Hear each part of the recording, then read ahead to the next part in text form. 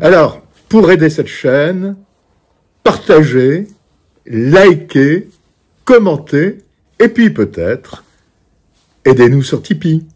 Le Monde diplomatique, éditorial. Serpillière européenne. Éditorial par Benoît Bréville, Le Monde diplomatique, décembre 2024, lu par Thibaut Delavigne. Peut-on bomber le torse tout en dansant du ventre ? Sur le plan artistique, la chose est déconseillée. La rigidité du buste nuit à la souplesse du bassin. Il en ressort un mouvement disgracieux qui expose son exécutant à un certain ridicule. Et le résultat n'est guère plus probant sur le plan diplomatique.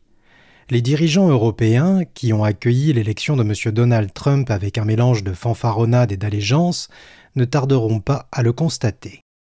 La victoire du candidat républicain a semé la panique dans les chancelleries du vieux continent, où chacun redoute qu'il applique son programme. Arrêt des livraisons d'armes à l'Ukraine, fin du parapluie sécuritaire américain, remise en cause des alliances traditionnelles, protectionnisme agressif.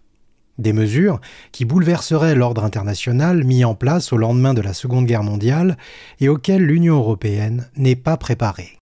Qu'à cela ne tienne, de Paris à Bruxelles, les responsables politiques roulent des mécaniques. Nous avons démontré que l'Europe pouvait prendre son destin en main quand elle était unie, se targue la présidente de la Commission européenne, Mme Ursula von der Leyen, tandis que M. Emmanuel Macron annonce l'avènement d'une Europe plus unie, plus forte et plus souveraine, dotée d'une autonomie stratégique. De belles paroles auxquelles personne ne croit plus vraiment. D'une part, car la promesse a déjà été faite maintes fois, à la chute du mur de Berlin, après l'intervention américaine en Irak, pendant la crise financière de 2008, au début du premier mandat de M. Trump, sans rien modifier à la vassalisation des Européens. Même quand un ami occupe la Maison-Blanche, il ne cesse de les piétiner. Ainsi, M. Joseph Biden a-t-il accéléré le retrait des troupes américaines d'Afghanistan, contraignant les Français et les Britanniques à une évacuation chaotique. Il a négocié dans le dos des premiers un accord militaire avec les seconds et les Australiens, raflant à Paris un contrat de 56 milliards d'euros pour la livraison de sous-marins à Canberra. Et il ne s'est en rien soucié des répercussions de son plan de développement des industries vertes sur l'économie du vieux continent. Le Canada a davantage été pris en considération. D'autre part, parce que les Européens n'ont pas les moyens de leurs ambitions. Si Washington cessait ou même diminuait son aide à Kiev, il serait incapable de prendre le relais. On ne sort pas si facilement de décennies de dépendance au complexe militaire américain, à ses brevets, ses savoir-faire, ses composantes, ses infrastructures logistiques, ses systèmes de renseignement, ses capacités de production.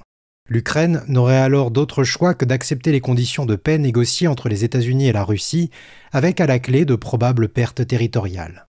Pour les dirigeants européens, qui ont investi tant d'argent et de crédit politique dans la victoire ukrainienne en la présentant comme la seule issue possible, le camouflet serait considérable. Alors, ils tentent désespérément de dissuader M. Trump de mettre ses menaces à exécution en lui offrant ce qu'il désire. Un jour, Mme von der Leyen suggère d'augmenter les achats de gaz américains. Un autre, la ministre allemande Annalena Baerbock, propose d'accroître les budgets militaires pour tendre vers 3% du PIB. Le troisième, la future haute représentante de l'Union européenne pour les affaires étrangères, Mme Kaja Kallas, qualifie la Chine de rivale systémique, singeant la rhétorique américaine. Et il ne faudra pas compter sur une quelconque unité.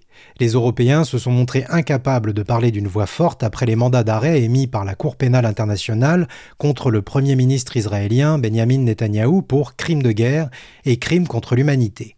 L'Autriche, la Hongrie et la Tchéquie rejettent la décision. La Belgique, l'Irlande et l'Espagne la soutiennent. Quant à la France et à l'Allemagne, elles sont embarrassées, déclarant prendre acte sans s'engager davantage. Plaire aux États-Unis ou respecter la justice internationale ? Terrible dilemme.